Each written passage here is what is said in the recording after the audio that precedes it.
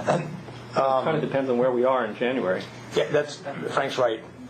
This thing, and I'm not trying to be evasive. I mean, you can imagine several scenarios. Let's suppose, I think it's unlikely, frankly, but let's suppose the six-party talks are convened and North Korea agrees to a public document spelling out the verification procedures that we couldn't get when we were horse trading with them and using sanctions lifting.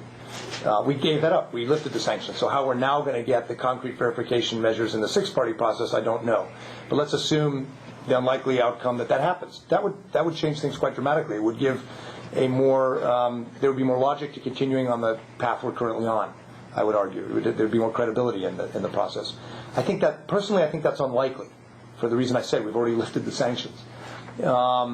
And so if we have another scenario, which is that we're sort of where we are today, dissatisfied, having lifted sanctions, I think the first step that the new this is my own view. John McCain has not said on day one I would do the following, but I think the first step that with respect to North Korea that the new president would have to do is immediately start shoring up confidence with our allies, and very early on reaching out to President Myung-bak and assuming it's Prime Minister also, having a long discussion, dispatching senior officials. I think the next president is going to want to hold strategic dialogue with Japan and with Korea, at least at the deputy secretary level, and spend some time sitting down and with allies working through what is to be done. And discussions with China can move forward at the same time, but I think that for John McCain, the allies would have special place and special position to work out how we move forward.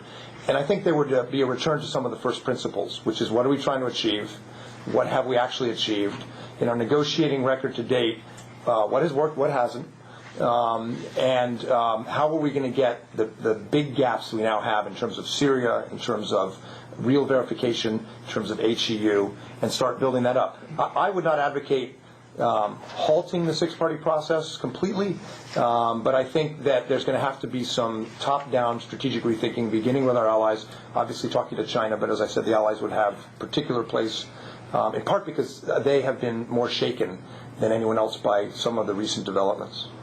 I agree with Michael on this. I would quibble only a little bit with the notion that we've somehow lost leverage.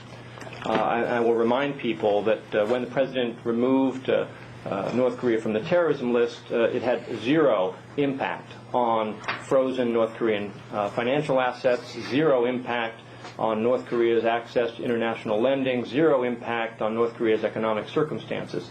Similarly, when he removed the TWIA, the Trading with the Enemy Act sanctions, he used his executive authority under IEPA to maintain in place all of the financial restrictions that were on North Korea prior to the lifting of the TWIA sanctions. So we have lots of leverage that remains in place on North Korea. And I'm somewhat more optimistic, cautiously more optimistic about the issue of verification.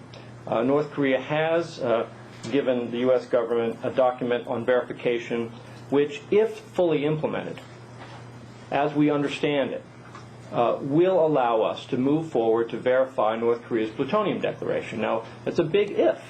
And the first thing that has to happen is we need to have a six-party meeting to formalize the verification protocol and get verification underway. So that's a procedural step that may happen before the next president takes office, hopefully. If it doesn't, it'll be one of the first orders of business for the new president.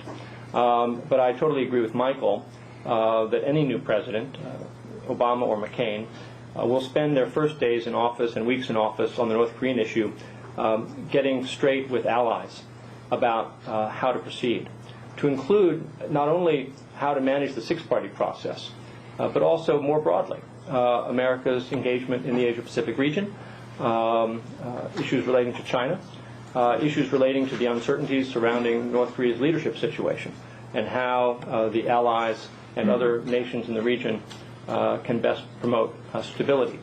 So it'll be a full agenda for the next president, and he will inherit a situation which, unfortunately, 8 years of Bush administration policies have made much, much more difficult to resolve. Okay. One last. I'm going to briefly quibble with Frank's quibble, and then and then if Jack wants to let Frank quibble with my quibble with his quibble, we can keep going. Let's assume then that either man as president would immediately want to hear from allies. I'll tell you the first thing that the new president's going to hear from Japan and Korea, which is this agreement is far, far, far too thin on verification. And in particular, in Japan, the issue of the abductees. And Frank's right. We were both on this Korea task force. We looked at the sanctions very carefully. Lifting the terrorism sanctions makes North Korea eligible for the IMF and World Bank. But the early stages of IMF or World Bank, that's sort of like being eligible to go to the dentist for root canal surgery. Yes, your teeth will be good in the long term, but it's not something North Korea really relishes in terms of the material benefits. The symbolism of this is incredibly important and matters in very fundamental national security ways. And the symbolism of this issue connects directly to symbolism of the credibility of our extended nuclear deterrent, the symbolism of how serious we are about getting at the Syria transfer. It does matter. So I agree with Frank on the facts of the sanctions. I think the first thing a new president will hear from our allies is this one really matters in terms of the signals it sends about America's commitments. Well, thank you very much. Well, let me end where I started, and that is, for those of us here in the United States, this presidential election is of extraordinary importance. And of the alliances that we have throughout the world, the U.S. Korea alliance is one of our very most important. And so we are very privileged today to have a fine discussion presentation by two very good representatives of their camps. So if you would please join me in thanking them.